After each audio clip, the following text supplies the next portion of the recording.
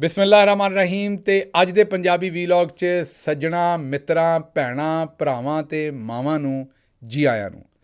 ਅੱਜ ਦੇ ਪੰਜਾਬੀ ਵੀਲੌਗ 'ਚ ਅਸੀਂ ਗੱਲਬਾਤ ਕਰਾਂਗੇ ਕਿ ਆਪਣੇ ਵੋਟ ਤੇ ਪਹਿਰੇਦਾਰੀ ਕਿਵੇਂ ਦੇਣੀ ਹੈ। ਚੋਰ ਤੇ ਡਾਕੂ ਤੇ ਬਨਾਰਸੀ ਠੱਗ ਜਿਹੜੇ ਨੇ ਉਹ ਤਿਆਰ ਹੋ ਗਏ ਨੇ ਤੁਹਾਡੇ ਵੋਟਾਂ ਨੂੰ ਲੁੱਟਣ ਲਈ। ਤੇ ਤੁਹਾਨੂੰ ਮੁਕੰਮਲ ਗੱਲ ਮੈਂ ਸਮਝਾਉਣੀ ਹੈ ਕਿ ਤੁਸੀਂ ਕਿਵੇਂ ਆਪਣਾ ਵੋਟ ਪਾਉਣਾ ਹੈ ਤੇ ਉਸ ਵੋਟ ਦੇ ਉੱਤੇ ਪਹਿਰੇਦਾਰੀ ਕਿਵੇਂ ਦੇਣੀ ਹੈ। ਇਹ ਬੜਾ ਅਹਿਮ ਵੀਲੌਗ ਹੈ ਤੁਹਾਡੇ ਸਾਰਿਆਂ ਵਾਸਤੇ ਸੁਣਨ ਵਾਸਤੇ। ਜੇ ਤੁਹਾਨੂੰ ਪਤਾ ਵੀ ਹੈ ਫਿਰ ਵੀ ਇਹ ਸੁਣੋ ਤੇ ਨਾਲੇ ਆਪਣੇ ਲਾਗੇ ਚਾਗੇ ਵਾਲਿਆਂ ਨੂੰ ਸੁਣਾਓ ਤਾਂ ਕਿ ਤੁਹਾਡਾ ਵੋਟ ਜਿਹੜਾ ਉਹ ਚੋਰੀ ਨਾ ਕੀਤਾ ਜਾ ਸਕੇ। ਵੋਟ ਚੋਰੀ ਕਰਨ ਵਾਲੇ ਜਾਂ ਤਾਂ ਰੋਟੀ ਟੁੱਕਰ ਖਵਾਉਂਦੇ ਨੇ ਕਿਸੇ ਨੂੰ ਤੇ ਜਾਂ ਫੀ ਵੋਟ ਜਿਹੜਾ ਰੁਪਈਆ 5000 ਦੇ ਦਿੰਦੇ ਨੇ ਤੇ ਲੋਕਾਂ ਦੇ ਵੋਟ ਖਰੀਦਦੇ ਨੇ। ਇਸ ਵੇਲੇ ਜਿਹੜਾ ਮਾਰਕੀਟ 'ਚੋਂ ਖੋਤਾ ਲੈਣ ਜਾਓ ਨਾ ਜੀ, ਖੋਤਾ, ਤੇ ਖੋਤੇ ਦੀ ਕੀਮਤ ਜਿਹੜੀ ਹੈ ਘੱਟ ਤੋਂ ਘੱਟ 80,000 ਤੋਂ ਲੱਖ ਰੁਪਈਏ ਦਾ ਖੋਤਾ ਲੱਭਦਾ ਹੈ। ਮੈਂ ਚੰਗੇ ਖੋਤੇ ਦੀ ਗੱਲ ਨਹੀਂ ਕਰਦਾ, ਉਹ ਤੇ ਕਿਸੇ ਘੁਮਿਆਰ ਕੋਲੋਂ ਪੁੱਛੋਗੇ ਤਾਂ ਦੱਸੇਗਾ ਵੀ ਖੱਚਰ ਤੇ ਖੋਤੇ ਜਿਹੜੇ ਇਹਨਾਂ ਨੂੰ ਕਿੰਨੇ ਲੱਖ ਦੇ ਨੇ। ਮੈਂ ਤੇ ਮਾੜੇ ਖੋਤੇ ਜਿਨ੍ਹਾਂ ਦੇ ਪੱਠੇ ਵੀ ਨਾ ਲੱਦੇ ਜਾ ਸਕਣ ਮੈਂ ਉਹਨਾਂ ਦੀ ਗੱਲ ਕਰਨ ਡਿਆ।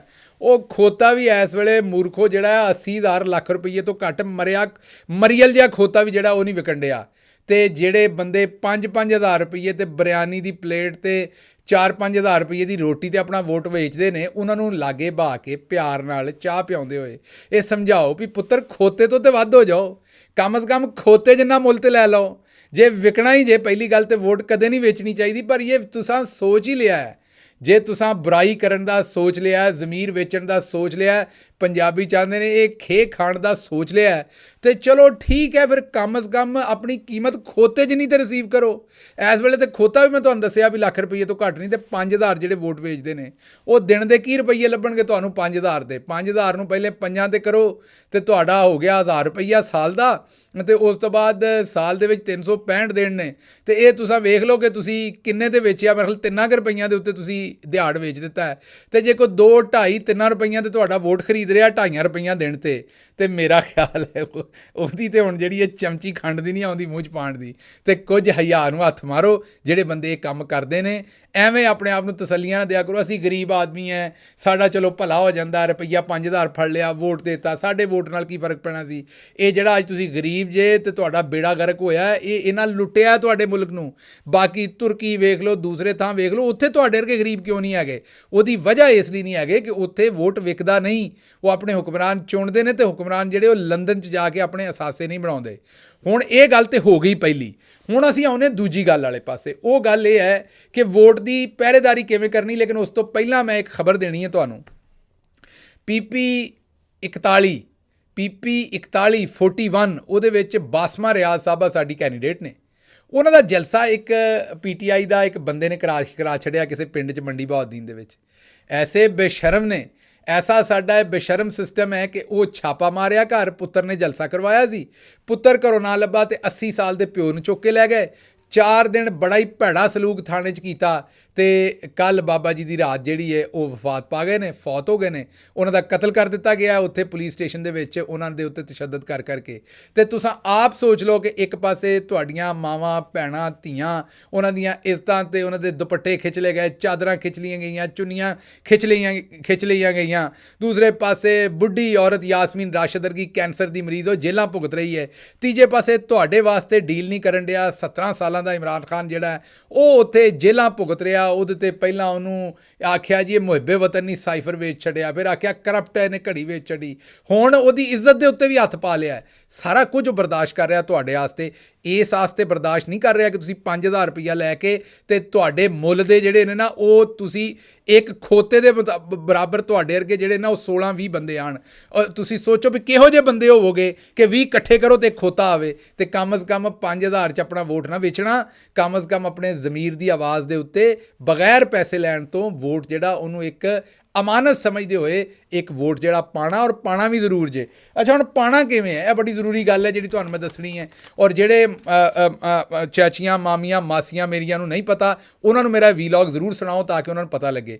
ਪਹਿਲਾਂ ਤਾਂ ਜਿਹੜਾ ਜਵਾਕ ਘਰ ਦੇ ਵਿੱਚ ਹੈ ਨਾ, ਕੋਈ ਧੀ ਪੁੱਤ ਜਿਹਦੇ ਕੋਲ ਮੋਬਾਈਲ ਫੋਨ ਹੈ, ਤੁਹਾਡੇ ਕੋਲ ਆਪਣਾ ਵੀ ਹੋਣਾ ਹੈ, ਜੇ ਤੁਹਾਨੂੰ ਨਹੀਂ ਪਤਾ ਤਾਂ ਉਹਨੂੰ ਦੱਸੋ ਵੀ 8300 ਦੇ ਉੱਤੇ ਤੁਹਾਡਾ ਸ਼ਨਾਖਤੀ ਕਾਰਡ ਦਾ ਨੰਬਰ ਘੱਲੇ।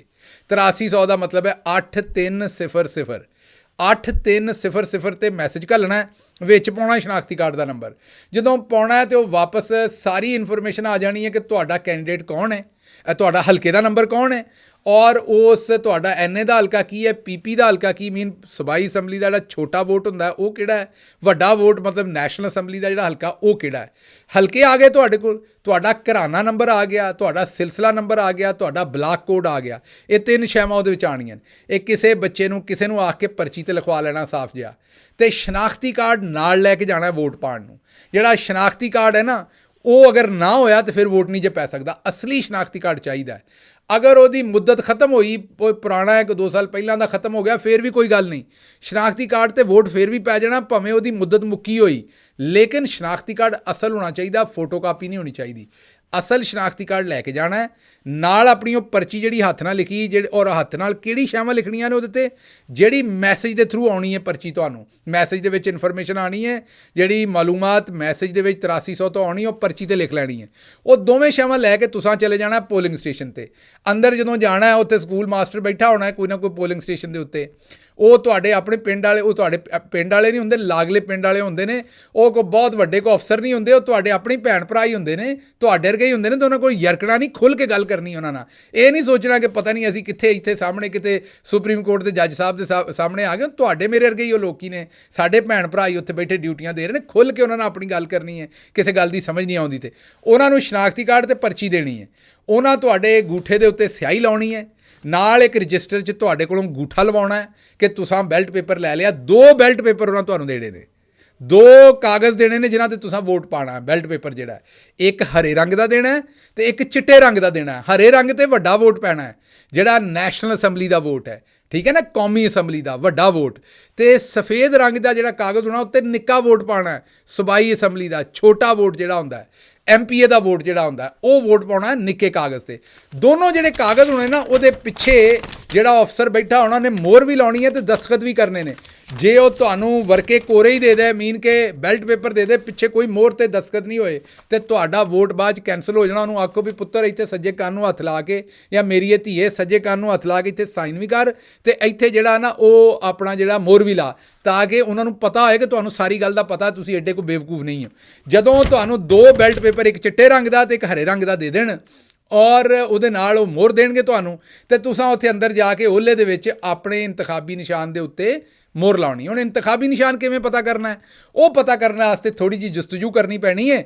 ਉਹ ਕਿਸੇ ਪੜ੍ਹੇ ਲਿਖੇ ਪਾੜੂ ਮੁੰਡੇ ਨੂੰ ਆਖੋ ਕਿ ਉਹ ਇਮਰਾਨ ਖਾਨ ਦੀ ਜਿਹੜੀ ਫੇਸਬੁੱਕ ਹੈ ਉੱਤੇ ਮੈਸੇਜ ਕਰੇਗਾ ਹਲਕੇ ਦਾ ਨੰਬਰ, ਜਾਂ ਫਿਰ ਜਿੱਥੇ ਤੁਹਾਨੂੰ ਇਤਮਾਦ ਹੈ ਪਿੰਡ, ਤੁਹਾਨੂੰ ਲੱਗਦਾ ਕਿ ਵਾਕਈ ਸੱਚਾ ਬੰਦਾ, ਵਾਕਈ ਅੱਜ ਕੱਲ੍ਹ ਦੇ ਜ਼ਮਾਨੇ 'ਚ ਸੱਚਾ ਬੰਦਾ ਘੱਟ ਹੀ ਲੱਭਦਾ, ਲੇਕਿਨ ਬਹਰਹਾਲ ਜੇ ਤੁਹਾਨੂੰ ਲੱਗਦਾ ਹੈ ਕਿ ਕੋਈ ਹੈ ਤੇ ਉਹਨੂੰ ਪੁੱਛੋ ਕਿ ਇਮਰਾਨ ਖਾਨ ਦਾ ਕੈਂਡੀਡੇਟ ਇੱਥੇ ਕਿਹੜਾ ਹੈ, ਉਹ ਤੁਹਾਨੂੰ ਪਤਾ ਕਰਕੇ ਦੇ ਤੇ ਉਹ ਨਿਸ਼ਾਨ ਫਿਰ ਲਿਖ ਲਓ।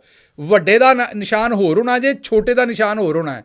ਚੌਧਰੀ ਨਿਜ਼ਾਮਦੀਨ ਨੇ ਨਿਸ਼ਾਨ ਜਾਣਬੁੱਝ ਕੇ ਇਹੋ ਜਿਹੇ ਦਿੱਤੇ ਨੇ ਕਿ ਤਾਂ ਕਿ ਤੁਸੀਂ ਭੁੱਲ ਜਾਓ। ਚੌਧਰੀ ਨਿਜ਼ਾਮਦੀਨ ਤੁਹਾਨੂੰ ਬੇਵਕੂਫ ਸਮਝਦਾ ਹੈ, ਕਮਲਾ ਸਮਝਦਾ ਹੈ। ਉਹਨੂੰ ਲੱਗਦਾ ਨਿਸ਼ਾਨ ਅੱਗੇ ਪਿੱਛੇ ਕਰ ਦਿਆਂਗੇ ਤੇ ਤੁਸੀਂ ਵੋਟ ਨਹੀਂ ਪਾ ਸਕੋਗੇ। ਤੁਸੀਂ ਇਸ ਵਾਰੀ ਸਾਬਤ ਕਰਨਾ ਹੈ ਨਿਜ਼ਾਮਦੀਨ ਨੂੰ ਕਿ ਐਡੇ ਕਮਲੇ ਰਮਲੇ ਤੁਸੀਂ ਨਹੀਂ, ਤੇ ਨਾ ਤੁਸੀਂ ਐਡੇ ਪਾਗਲ ਹੋ, ਨਾ ਬੇਵਕੂਫ ਹੋ। ਜੇ ਤੁਸੀਂ ਮਿੱਥ ਲਓ ਤੇ ਤੁਸੀਂ ਵੋਟ ਪਾ ਕੇ ਆਉਣਾ। ਆਪਣਾ ਨਿਸ਼ਾਨ ਪਤਾ ਕਰ ਲਓ। ਨਿਸ਼ਾਨ ਪਤਾ ਕਰਨ ਤੋਂ ਬਾਅਦ ਮੋਹਰ ਉਸ ਨਿਸ਼ਾਨ ਤੇ ਲਾਉਣੀ ਹੈ। ਜਦੋਂ ਨਿਸ਼ਾਨ ਤੇ ਮੋਹਰ ਲਾਉਣੀ, ਇਹ ਗੱਲ ਬੜੇ ਧਿਆਨ ਨਾਲ ਸੁਣਨੀ ਜੇ ਦੋਵੇਂ ਬੈਲਟ ਪੇਪਰਾਂ ਦੀ। ਇੰਜ ਇੱਕ ਪਾਸੇ ਨਾਂ ਲਿਖਿਆ ਹੋਣਾ ਤੇ ਅਗਲੇ ਪਾਸੇ ਨਿਸ਼ਾਨ ਹੋਣਾ। ਫਿਰ ਅਗਲੇ ਕੈਂਡੀਡੇਟ ਦਾ ਨਾਂ ਹੋਣਾ ਤੇ ਨਿਸ਼ਾਨ ਹੋਣਾ, ਨਾਂ ਹੋਣਾ ਤੇ ਨਿਸ਼ਾਨ ਹੋਣਾ। ਇੰਜ ਨਿਸ਼ਾਨ ਛਪੇ ਹੋਣੇ ਨੇ। ਤੁਸੀਂ ਆਪਣੇ ਕੈਂਡੀਡੇਟ ਦਾ ਨਾਂ ਔਰ ਨਿਸ਼ਾਨ ਲੱਭਣਾ, ਉਹ ਨਿਸ਼ਾਨ ਤੇ ਮੋਹਰ ਲਾਉਣੀ ਹੈ। ਤੇ ਫਿਰ ਇੰਜ ਕਰਕੇ ਇਹਨੂੰ ਇਕੱਠਾ ਨਹੀਂ ਕਰਨਾ, ਇਹਨੂੰ ਜਿਹੜਾ ਇੰਜ ਕਰਕੇ ਦੀ ਤੈਅ ਨਹੀਂ ਲਾਉਣੀ। ਅਗਰ ਇਹਨੂੰ ਤੁਸੀਂ ਇੰਜ ਕਰਕੇ ਤੈਅ ਲਾਈ ਨਾ, ਤੇ ਇੱਥੇ ਤੁਸੀਂ ਜਿਹੜੀ ਮੋਹਰ ਲਾਈ ਹੋਣੀ ਉੱਤੇ ਆਪਣੇ ਕੈਂਡੀਡੇਟ ਦੇ, ਉਹਦੇ ਨਿਸ਼ਾਨ ਤੇ ਇੱਥੇ ਥੱਲੇ ਕਿਸੇ ਹੋਰ ਕੈਂਡੀਡੇਟ ਦਾ ਨਾਂ ਤੇ ਨਿਸ਼ਾਨ ਹੋਣਾ। ਉਹ ਗਿੱਲੀ ਮੋਹਰ ਹੋਣੀ ਹੈ ਤੇ ਸਿਆਹੀ, ਇਹ ਵਾਲੀ ਸਿਆਹੀ ਜਦੋਂ ਤੁਸੀਂ ਇੰਜ ਤੈਅ ਲਾਉਣੀ ਹੈ ਤਾਂ ਇੱਥੇ ਲੱਗ ਜਾਣੀ ਹੈ ਇਸ ਨਿਸ਼ਾਨ ਤੇ ਵੀ। ਤੇ ਇਹਨਾਂ ਤੁਹਾਡਾ ਵੋਟ ਜ਼ਾਇਆ ਕਰ ਦੇਣਾ ਕਿ ਤੁਸੀਂ 2 ਨਿਸ਼ਾਨਾਂ ਤੇ ਮੋਹਰ ਲਾਈ ਹੈ। ਫਿਰ ਇਹ ਤੋਂ ਬਚਣਾ ਕਿਵੇਂ ਹੈ? ਇਹਦੇ ਕੋਲ ਬਚਣਾ ਇੰਜ ਕਰਕੇ ਮੋਹਰ ਲਾਉਣੀ, ਇੰਜ ਕਰਕੇ ਤੈਅ ਲਾਉਣੀ। ਇੰਜ ਜਦੋਂ ਤੁਸੀਂ ਇੰਜ ਤੈਅ ਲਾਓਗੇ ਨਾ, ਇੰਜ ਲੰਮੇ ਰੋਕ ਇੰਜ ਕਰਕੇ, ਤੇ ਫਿਰ ਨਿਸ਼ਾਨ ਤੇ ਜਿਹੜੀ ਮੋਹਰ ਲਾਈ ਹੈ ਨਾ ਉਹ ਤੁਹਾਡੇ ਕੈਂਡੀਡੇਟ ਦੇ ਨਾਂ ਦੇ ਉੱਤੇ ਲੱਗੇਗੀ। ਮੋਹਰ ਇੱਕੋ ਹੀ ਖਾਨੇ 'ਚ ਰਹੇਗੀ, ਭਾਵੇਂ ਨਾਂ ਤੇ ਭਾਵੇਂ ਨਿਸ਼ਾਨ ਤੇ। ਤੇ ਇੰਜ ਕਰਕੇ ਉਹ ਜਿਹੜਾ ਨਾ ਇਕੱਠਾ ਹੋ ਜਾਏਗਾ।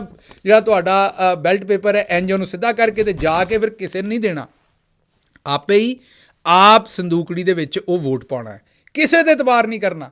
ਆਪ ਸੰਦੂਕੜੀ 'ਚ ਵੋਟ ਪਾਉਣਾ ਹੈ, ਜਿਹੜਾ ਉੱਥੇ ਬੈਲਟ ਬਾਕਸ ਪਿਆ ਹੋਣਾ ਹੈ ਉਹਦੇ ਵਿੱਚ ਆਪ ਵੋਟ ਪਾਉਣਾ ਹੈ ਤੇ ਫਿਰ ਆਪਣਾ ਸ਼ਨਾਖਤੀ ਕਾਰਡ ਨਾਲ ਲੈ ਲੈਣਾ ਤਾਂ ਕਿ ਉਹ ਉੱਥੇ ਗੁੰਮ ਨਾ ਹੋ ਜਾਏ। ਉਹਨੂੰ ਮਾਰਨਾ ਡੱਬੇ ਤੇ ਜਾਂ ਉਹਨੂੰ ਘੁੱਟ ਕੇ ਆਪਣੇ ਹੱਥ 'ਚ ਫੜਨਾ ਤੇ ਪਰ ਫਿਰ ਵਾਪਸ ਆਓ ਤੇ ਜਿਹਨੇ ਵੋਟ ਨਹੀਂ ਪਾਇਆ, ਜੇ ਕੋਈ ਨਿੱਕਾ ਹੈ ਤੁਹਾਡੇ ਤੋਂ ਤੇ ਕੰਨਾਂ ਤੇ ਦਿਓ ਉਹਦੇ, ਜੇ ਸੁੱਤਾ ਅਜੇ ਤੱਕ ਤੇ ਉਹਦੇ ਕੰਨਾਂ ਤੇ ਦਿਓ, ਜਾਂ ਪਾਣੀ ਬਾਲਟੀ ਦੇ ਉੱਤੇ ਸੁੱਟੋ ਤੇ ਉਹਨੂੰ ਆਖੋ ਵੀ ਉੱਠ ਕੰਜਰਾ ਜਾ ਕੇ ਵੋਟ ਪਾ। ਪਹਿਲਾਂ ਮੁਲਕ ਲੁੱਟ ਲਿਆ ਇਹਨਾਂ ਨੇ, ਇਹਨਾਂ ਬਗੈਰਤਾਂ ਪਹਿਲਾਂ ਮੁਲਕ ਲੁੱਟ ਕੇ ਖਾ ਲਿਆ। ਜੇ ਤੂੰ ਅੱਜ ਵੀ ਸੁੱਤਾ ਰਿਹਾ ਤੇ ਤੂੰ ਨਹੀਂ ਸੁੱਤਾ, ਤੇਰੇ ਨਸੀਬ ਸੁੱਤੇ ਨੇ, ਗਾਂ ਇਸ ਮੁਲਕ ਦੇ ਨਸੀਬ ਸੁੱਤੇ ਨੇ। ਇਸ ਵਾਸਤੇ ਵੋਟ ਪਾਣਾ ਜੇ। 3-4 ਗੱਲਾਂ ਮੈਂ ਤੁਹਾਨੂੰ ਜਿਹੜੀਆਂ ਜ਼ਰੂਰੀ ਸਨ ਉਹ ਦੱਸ ਦਿੱਤੀਆਂ ਨੇ। ਦੋਵੇਂ ਵੋਟ ਪਾਣੇ ਨੇ ਤੇ ਦੋਵਾਂ ਦੇ ਨਿਸ਼ਾਨ ਇਹਨਾਂ ਨੇ ਕਿਸੇ ਥਾਂ ਤੇ ਕੋਈ ਇਕੱਠਾ ਹੋ ਜਾਏ ਤੇ ਮੈਨੂੰ ਪਤਾ ਨਹੀਂ, ਚੰਦ ਥਾਂ ਇਹੋ ਜਿਹੇ ਹੈ ਨੇ ਜਿੱਥੇ ਇਕੱਠੇ ਨੇ।